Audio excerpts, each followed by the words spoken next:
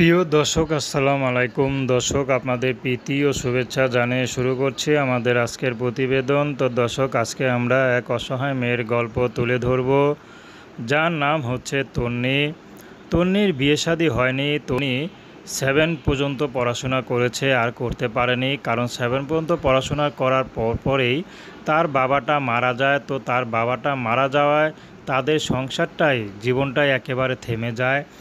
তো বাবাটা মারা যাওয়ায় তার মা আছে, তার ছোট একটা বোন আছে। মারা যাওয়ায় তার মা পরের বাসায় বেঁচে থাকার তাগিদে পরের বাসায় যে কাজ নিয়েছে। এখন বর্তমানে তার মা অসুস্থ। এখন তন্নি নিজেই সে বাসায় কাজ করে। তন্নির খুব লজ্জা লাগে, মুখ ঢেকে সে বাসায় যায়, কাজ করে, আবার মুখ ঢেকে বাসা থেকে বের হয়ে নিজের বাসায় এসে পড়ে।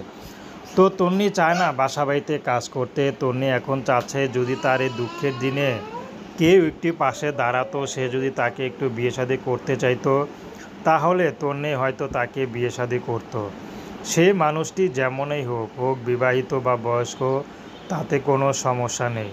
তন্নি বিয়ে শাদী করতে রাজি আছে।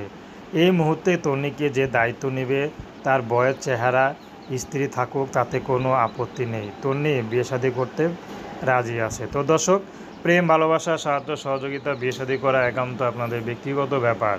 আসুন আমরা 5 ওয়াক্ত নামাজ পড়ি, দেশের সেবা করি। আসসালামু আলাইকুম।